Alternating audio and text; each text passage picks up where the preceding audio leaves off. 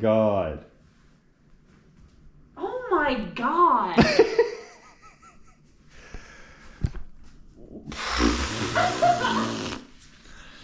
Oh, yeah. I just made $500 on YouTube in a day. What the fuck is happening? I haven't changed anything. I'm making the same videos I've been making for years, and all of a sudden, I'm actually making money. Actually, a lot of money. What the fuck? Yeah, we just found out the news. I just looked at my YouTube analytics. We're just kind of celebrating. We cracked some wine. I don't know what's happening. I literally feel like overwhelmed by reality. Like I literally feel like I'm on drugs. No, seriously, I don't know what to do with myself. I want to run. I want to like sprint. I want to like run really far right now. That's what I want to do. I want to run.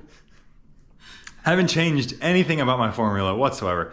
No keywords, no fucking retention bullshit, no brand deals, no merch, nothing. I didn't listen to anybody. I took no advice from anyone for 3 years. I did it my own way, and it's working. And it's not about the money. It's not. It's about the freedom. Like, I can quit my job. We can live anywhere we want. Like, what the fuck, dude? What's happening? I was poor, like, last week. Like, literally. Like, last month, I was swiping the credit card with no savings, no money. And now, there's so much money. What the fuck is happening? What is happening? And I'm not trying to alienate anybody, because trust me, I've been poor as fuck. Like, I was literally like strategizing how to make a career out of YouTube without getting YouTube ad revenue. I was like, okay, Patreon, merch, brand deals, whatever. And I don't need any of that. I really don't, you know, it's not like, I don't want to seem like a rich guy or anything, but like, it's working, you know? Like, that's what it means to me. It means it's working and people actually give a fuck. For so long, I was uploading videos that got like 30, 40, 50 views in a day. And I just uploaded this one yesterday and it got like 65,000 views in a day. Like, yeah, I don't know. That's fucking bonkers. I'm like a little overwhelmed right now. I don't know what to do. Should we jump up and down more? It does feel good. It feels good to jump. Yes.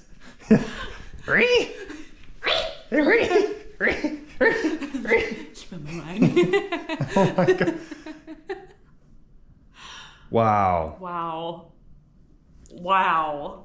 Yeah, so thank you guys that have been there since day one. I know it's not a lot of you.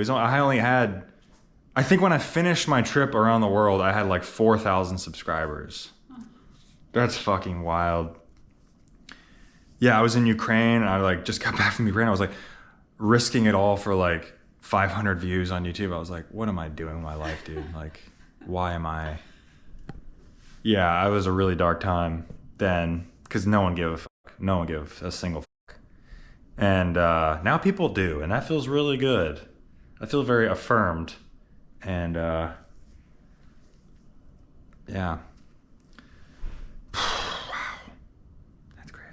They told me to go to law school. They told me to get a real job. They told me to get a 401k. They told me to look at analytics and keywords and retention. And I said, nah. I'll just be poor for several years until one day it magically works out. Holy shit. But honestly, thank you guys. I mean, even if you're watching this now, I don't even know where I'm going to post this, but thank you guys, man. This has been a wild ride, a ride full of self-discovery and self-expression and like trust in myself. I feel like there was a time where I drank ayahuasca, I think it was the third time, where I just had this clear as day vision and the medicine was talking to me. I said, share the gift, like share your gift. Like so clearly it appeared to me. And I feel like I've been doing that like very consistently. And I feel like this is the payoff. And it's not about the money, but it's the money is an indicator of like it's fucking working, and like therefore I am not working anymore. I might quit my job. So yeah, man, what the fuck? I don't know. I'm just gonna jump around some more. I don't know. Yeah, I don't even know where I'm gonna post this, but thank you guys for being here. We're just getting started. And just for perspective, I work at a restaurant, right? If I were to make okay, Jesus Christ, what am I saying? Just for some perspective, right? I work at a restaurant. If I bust my ass for a 12-hour shift, I make maybe $300. And that's all day on my feet getting yelled at, fucking horrible work. And I just got paid $526 to do exactly what I want to do with my life. Make cool art, share it with you guys, not listen to fucking anybody. Just, oh my God, like this is a life-changing. I feel like this is a huge milestone in the YouTube career where it's like, oh yeah, it's actually fucking working. Like, what the fuck? What the fuck?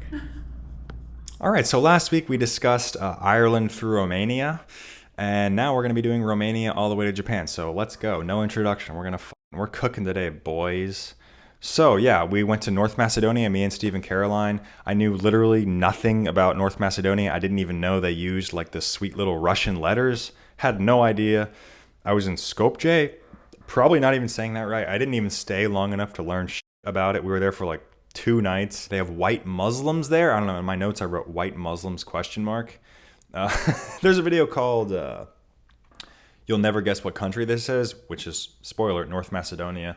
And I was walking around a market just talking to people, and I realized there's a ton of Muslims, but they have like blonde hair, blue eyes, which I was like really shocked by. I was like, wait, I thought Muslims were brown.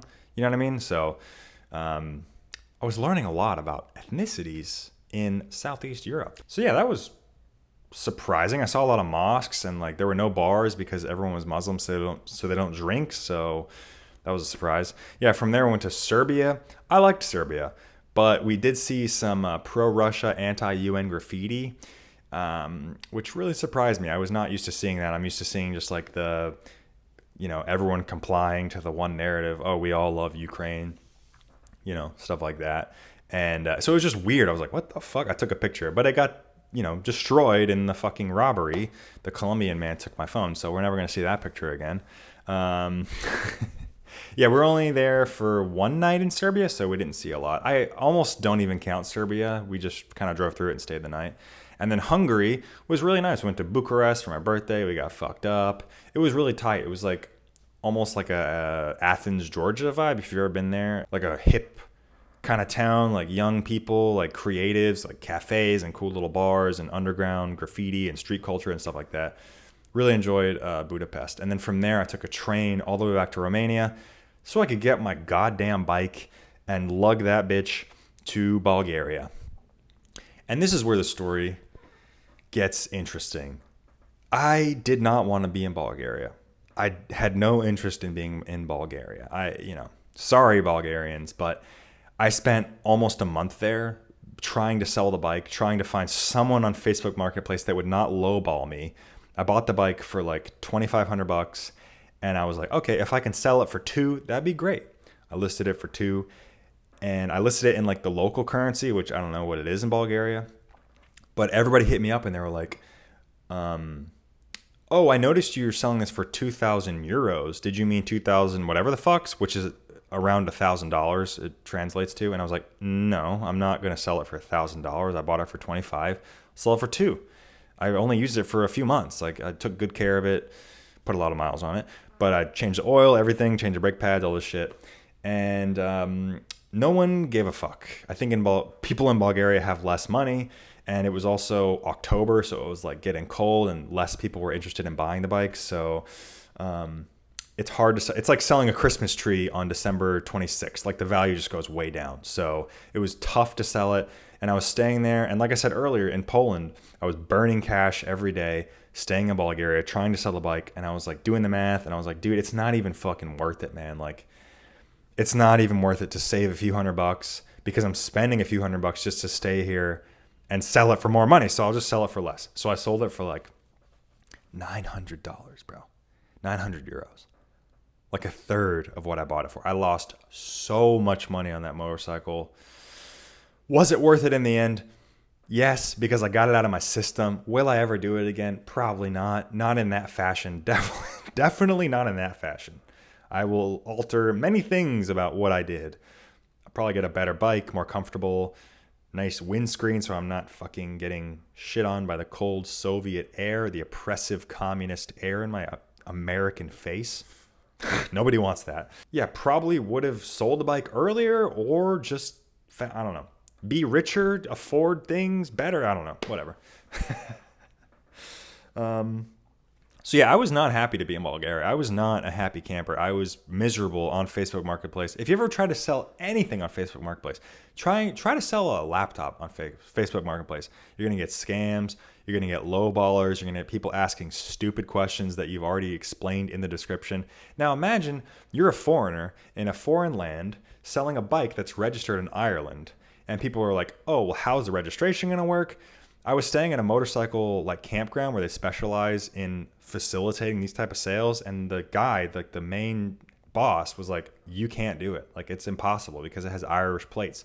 So you have to drive it back to Ireland, sell it there, take a boat back to Italy, take a fucking ferry here. I'm like, dude, I was in such a dark place financially, trying to plan the trip. I was not having a good time in Bulgaria.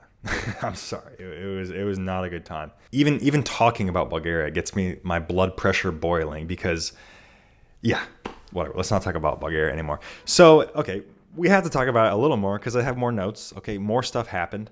So I sold the bike. I have all my gear that I wasn't able to sell.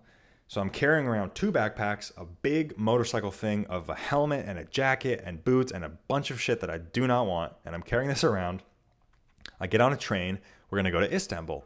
Sweet. I got the ticket. I bought it. There's no problems. Okay, I get on the train and there's a transfer in like some little bumblefuck town. It's called, dude, I don't even remember. Svilovgrad? I don't know. Who fucking cares? So I get off the train in Grad. And I missed the connecting train because it doesn't matter. Well, maybe I will tell you. It's embarrassing, though. I fucking tried to get a water bottle out of a vending machine, and I just missed the next train.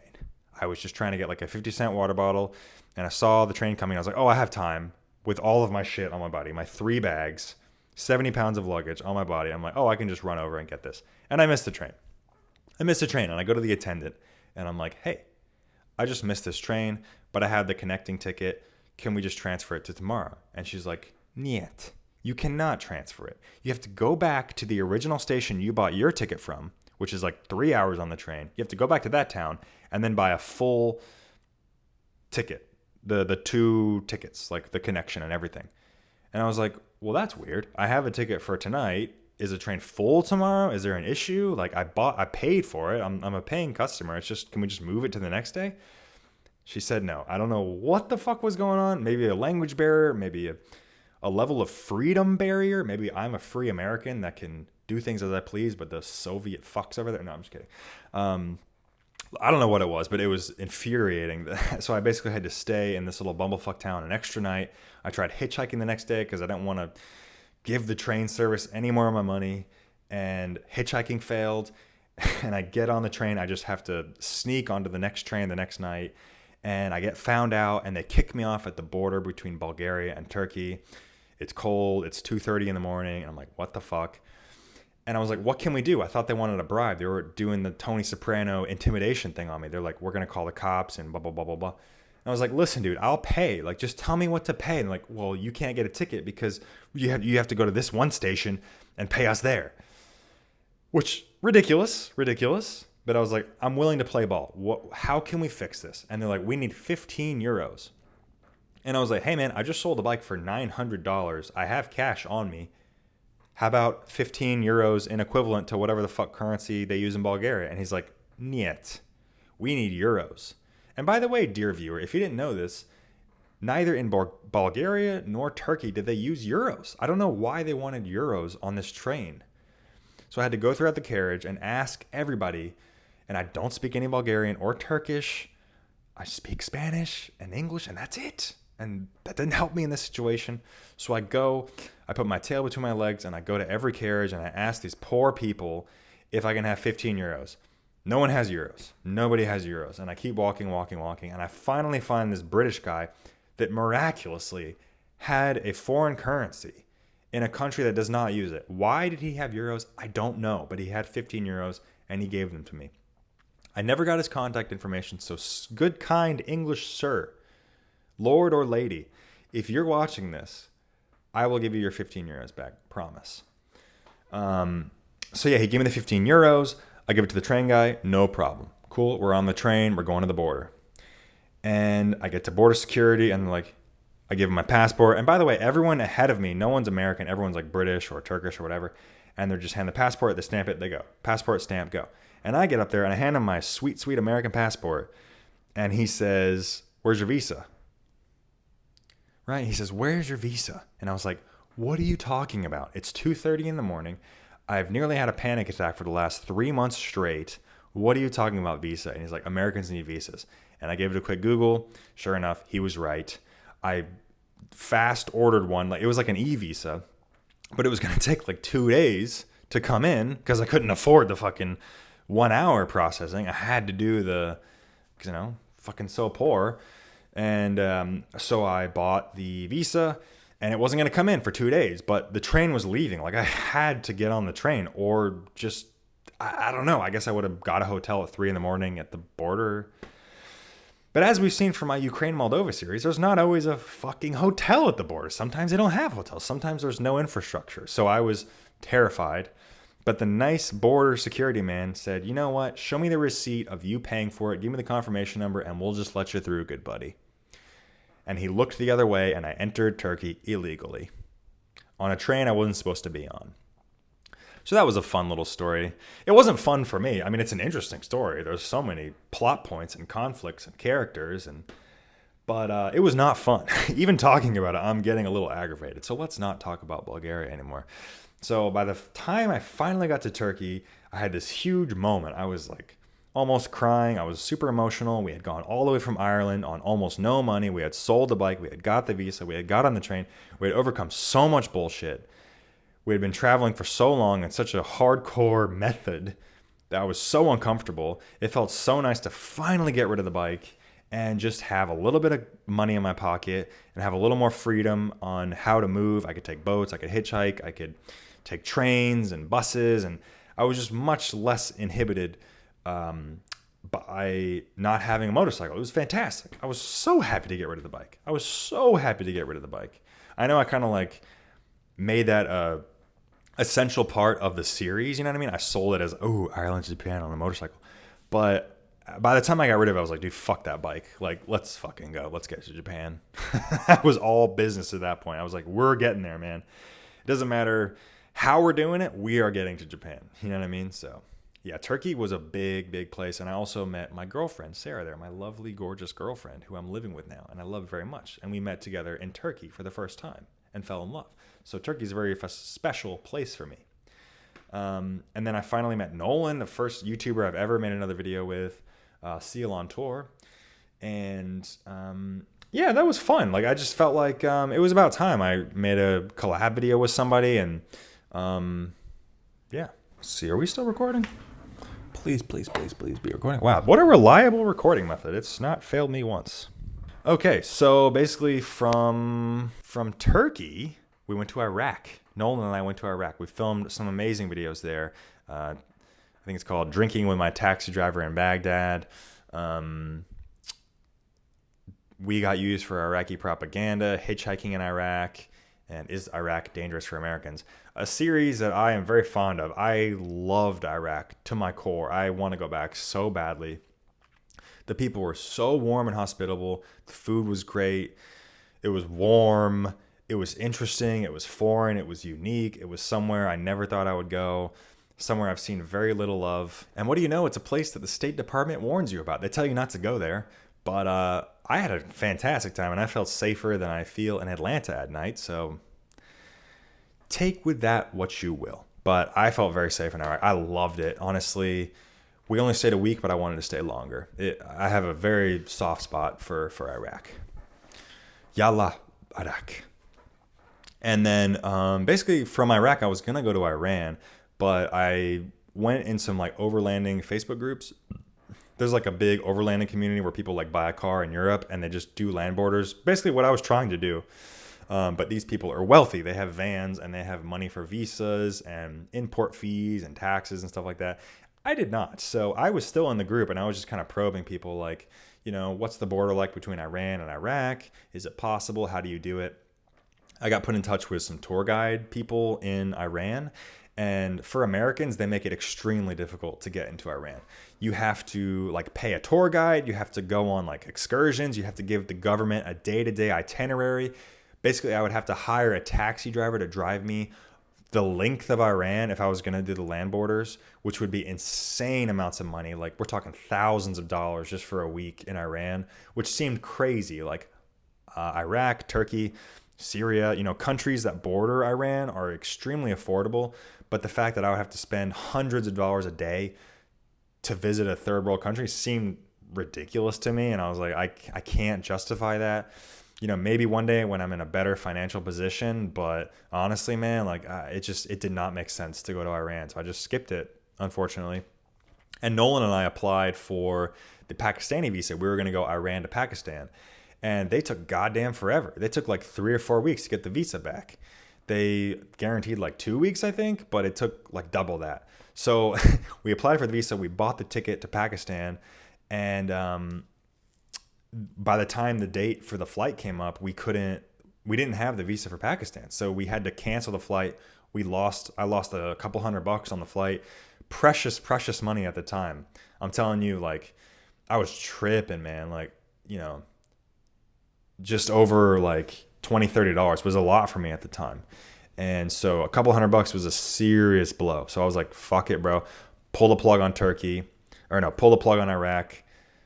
I was like, fuck it, bro. Like, we just need to go to the next country. So I applied for the Indian visa. I got it immediately, booked the ticket. But Nolan had some issue, I think, because he's Canadian. He couldn't get the visa. So we had to part ways. No hard feelings, but I just could not afford to hang out and wait for him to get his visa. So went to India, spent like 8 weeks there. So I basically had to skip Pakistan, but I was in Delhi. So I eventually would pop over to the border of Pakistan and spend a week and have an incredible time. Pakistan is one of the most unique places on the planet. The people are astonishingly friendly, really too friendly sometimes. They're a bit pushy. You have to be very firm with your boundaries in South Asia, I've found. But I met some really unique characters there. The food was amazing. The hospitality was out of this world. I got horrendous food poisoning. Like, I don't want to say life-threatening. I'm not a fucking doctor, but I was dying, dude. Like, I didn't sleep the entire night. I was up hugging the toilet all night, like projectile vomiting, horrible diarrhea. I was dry heaving until the sun came up. But I was with this religious kind of royalty person that hails from a family that descends from the Prophet Muhammad. So very wealthy guy, and he gave me my own house for the night. Like, they had this whole compound with servants and cooks and chefs and drivers and maids and everything. And so they basically gave me my own house. And then when I told him I was sick all night, he's like, oh, we'll send a person to your room and he'll watch after you all night. So he basically just sat in the corner, ripped cigs while I hugged the toilet. It was a very strange setup, but I'm lucky someone was there. So if I started choking on my own vomit, Lil Peep style, I wouldn't go out. You know what I mean? I had like a guardian angel, a Muslim guardian angel. So anyways, Pakistan, extremely interesting place. I would love to go back there along with Iraq and maybe Iran. So maybe I'll do a little tour there in the future. Yeah, so India, let's see. Yeah, hated India. Hated India. And I'm not just being a troll. I really just did not enjoy it. It was extremely dirty. The people were aggressive and pushy. I will say when you get to talk to Indian people, they are nice, they are friendly, but I think just like moving through crowds and trying to buy things and shop and like, go to restaurants and book tickets and wait in line, they're just very unpleasant things to do in India. People will push you, they'll cut in line, they'll take your place, they'll like it's like dog eat dog in India, especially in Delhi, which is like one of the most populated cities on the planet. So maybe I should give them a little more wiggle room. But I don't know. It was not for me, man. And like Delhi was filthy. It was disgusting. The air was toxic. The water was toxic. The soil was polluted. The food gives you food poisoning. It's like, it makes me feel very sensitive as a white person. I'm like, dude, I think this place is not meant for white people. Like, it could be deadly. Like, literally, the food poisoning can fucking take you out. Like, I literally, in Pakistan, like right on the border of Pakistan and India, I got a horrible, it was a parasite actually. The food poisoning gave me a parasite that stuck with me for months. I didn't even know I had it. I was just like having strange things happening digestionally, if you know what I'm saying. And, yeah, give me a fucking bug in my stomach. I finally got it taken care of in Thailand, but yeah, man, that shit it's no joke, man. So be careful if you go to that part of the world. But yeah, actually, I'll never forget this, man. I was waiting on a bus. There's one, actually, the India Sucks video, the one that's gone viral, has like almost 2 million views. The night bus I step off of in the beginning of the video, the day before, as I'm boarding the bus, I didn't film any of this, but as I'm boarding the bus, it's like a sea of trash. Like, I'm not joking. It was literally like the bus station was in a literal dump. Like, trash up to my ankles. Like, I'm wading through bottles, plastic bags, like wrappers. It was, what's even the word for it? It was like shocking how polluted it was. It was like, is this where the world is headed? Like, if we don't clean up our act, are we going to look like this? Because if so, like, fucking sign me up, bro. Like, I'll get a fucking Tesla. Like, dude, it was horrible. Like, horrible, man. Horribly polluted. Like, I was in Delhi for, I don't know what the longest stint, because I was there twice, because I like went back and forth to Pakistan. But I think the longest stint I was there was maybe 2 weeks. And dude, I got a cough. I was feeling lightheaded. It was almost like I had like altitude sickness from the dry, dusty air. And like I felt nauseous and dizzy. And it'll make you sick, man. Like, and the Delhi belly with the food, it's serious, man. I wasn't just doing that shit for the views. Like, India is fucking disgusting, man. Like, I would be happy to never go back there. And, you know, I have all these Indians in my comments like, oh, you just cherry picked. You didn't go to the right places. I'm like, dude, I was there. I went to places that Indians recommended. They're like, hey, go to Amritsar. And Amritsar is beautiful. Oh, it's so great. It's a tourist town. You're going to love it. Anytime an Indian recommends to you a place to go, if it's known in India, it will be extremely crowded. Like, the crowds are unbelievably bad. It's like the population density is out of sight in India. Even if you're in the countryside, it's crowded. Like, there are just too many people in that country. So if you go to a place and they're like, oh, you should go here. Well, everyone knows about it. All the Indians, every 1.4 billion Indian knows about this place. So it's going to be a wreck. It's going to be so crowded and unpleasant. And they're going to be touts and scammers and pushy people. And God, I can make a whole podcast about how much I hate India. I think I have. I don't know. But anytime someone's like, oh, you cherry picked, I'm like, nah, dude, I went to Amritsar. I went to like the Punjab area. I even went into Pakistan. Pakistan was cleaner. Like, I'm sorry, it was cleaner. It had its areas of shitty places, but it was cleaner. Like, there's something going on in India. The government just doesn't regulate what they need to, and it's just a shit show. You know, I went to Amritsar, I went to Delhi, I went to somewhere in the middle, I can't remember. I went to Patna, I went to Calcutta. Calcutta was all right. Calcutta was fine. I enjoyed Calcutta a lot. Like, the British structures and stuff like that, the colonial history, I enjoyed. Maybe because I'm a colonizer, as all the people in my comments would say. I don't know. I liked Calcutta, hated the rest of the country. So what does that say? I don't know. I don't really give a fuck. Let's see. I would be willing to go back to the south of India. I heard there's like, you know, tigers and like jaguars and elephants, and that sounds interesting. But the fact is, you're going to have to fly into a major city in India to get there, and it's going to be a shithole. Like, it just is. It's going to be horrible. So I don't know if I really want to subject myself to that again. And honestly, like, I found this in Delhi. Like, if I were to get a local experience, that's what the local experience is, right? It's like you're living in filth. But if I were to remove myself from that and try to live more comfortably, well, then I'm living in like wealth and, you know, penthouses, and I'm removing myself from that local like pulse of the country. I don't want to do that either. Like, that doesn't feel right to me either. So I just think India, it's just not for me. It's just not for me. Let's see. So I had to go all the way through India. I went to the meditation retreat, to get there, I had to ride that crazy ass Indian train.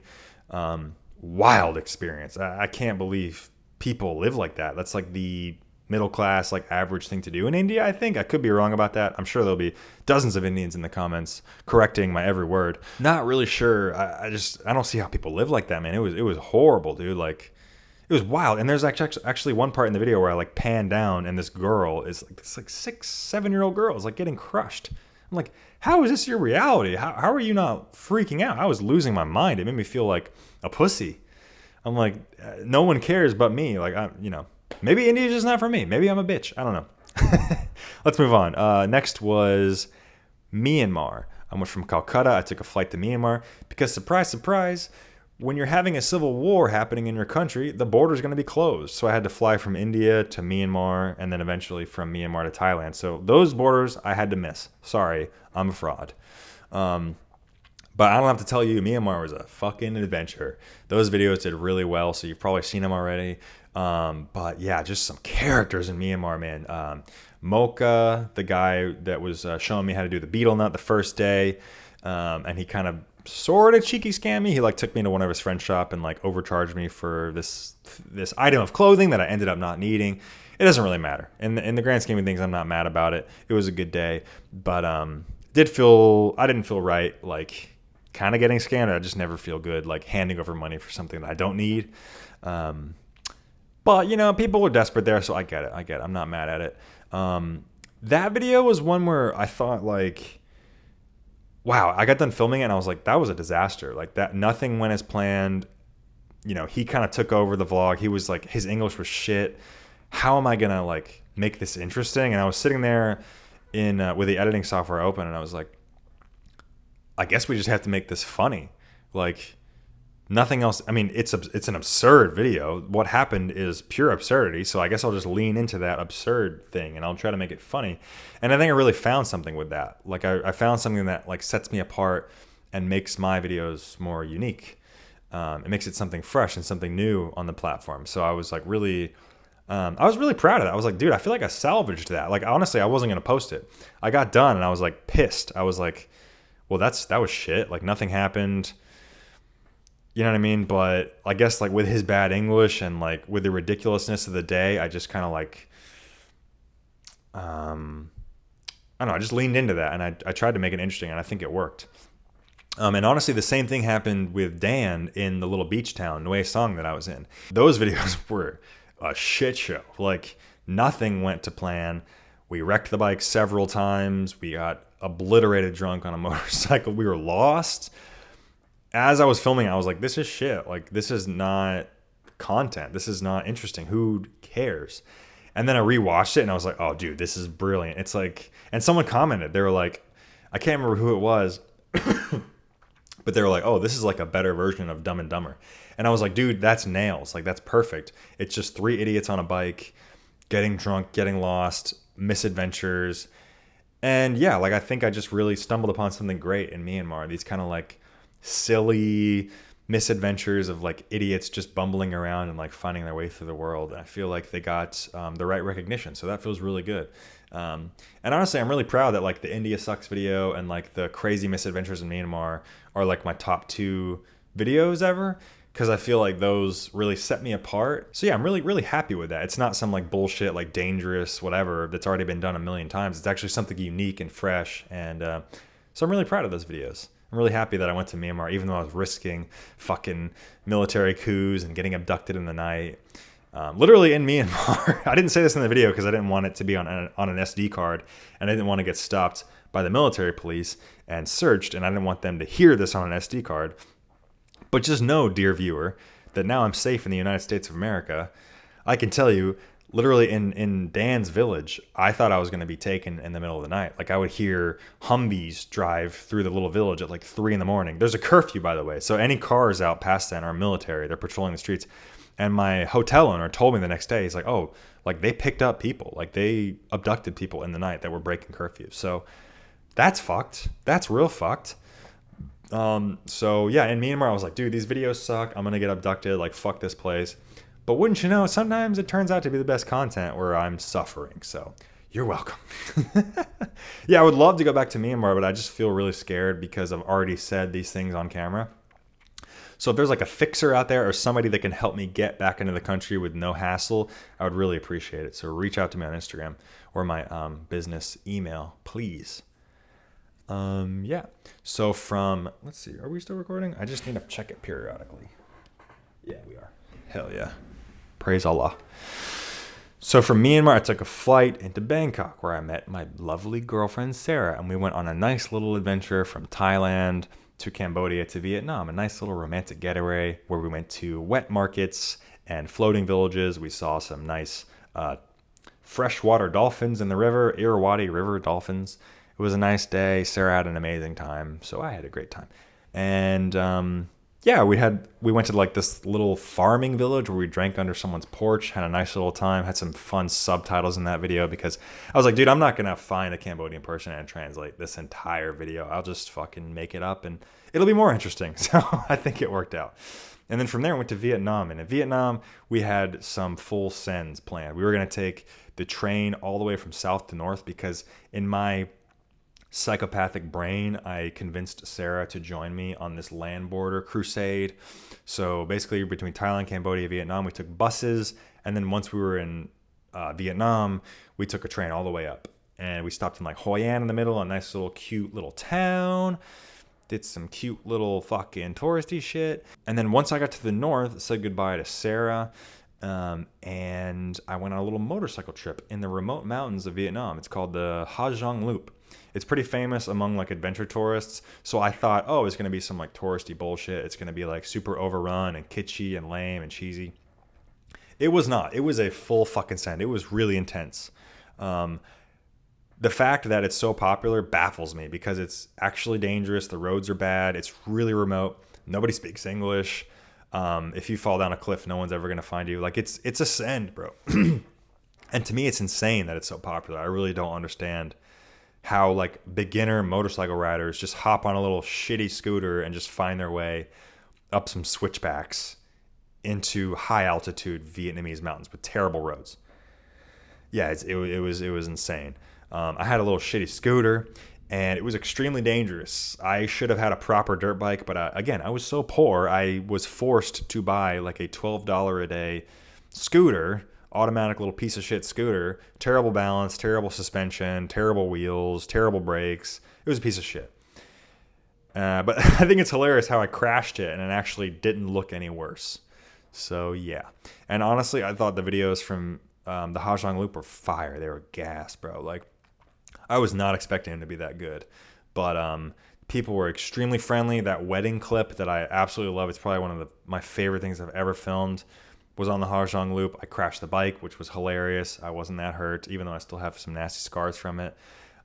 Met some amazing people. This Austrian couple, Mark and Marlene, excellent people. And yeah, excellent scenery. Food was mid, was not crazy about Vietnamese food. I think like we export all the best, or we get the exports of all the best food, like pho and shit like that. But when you're in Vietnam, like the restaurant quality is bad. Like they're dirty, the service is bad. We went to a restaurant where they didn't even have drinks or napkins, or they don't bust the tables, so it's like you're just sitting in like a trash heap. It was disgusting. But other than that, absolutely love Vietnam. We'll definitely go back there one day.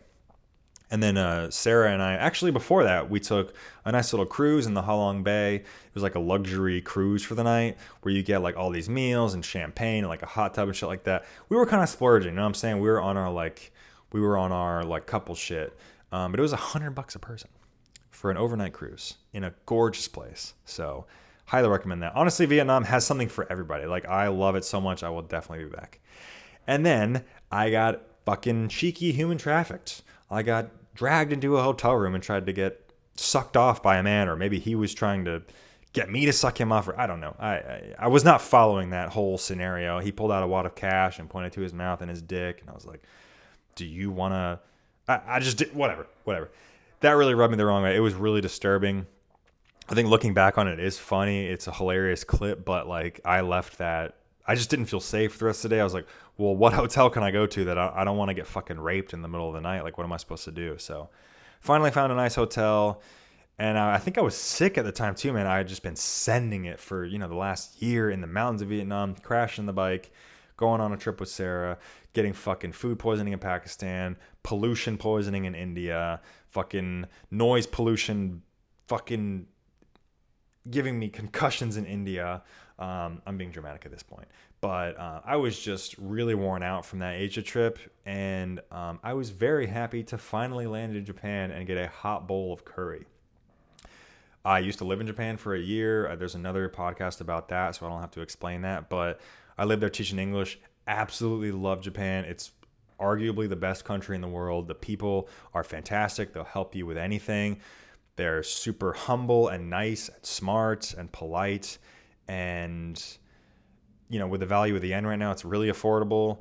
And it's a safe place, but it's full of adventure. Like you can get whatever you want in Japan. You can get your nice, safe, chill place where you're not challenged, you're not pulled out of your comfort zone. You can go to Tokyo and stay in the Hilton and be fine, or you can do a full send and like go off in some village where nobody speaks English, but it's still safe, it's still clean, things arrive on time. It's like all the bad parts of Asia with it's all the good parts of Asia with none of the bad parts. You know what I mean? Like Vietnam, nothing arrives on time. The food is not good.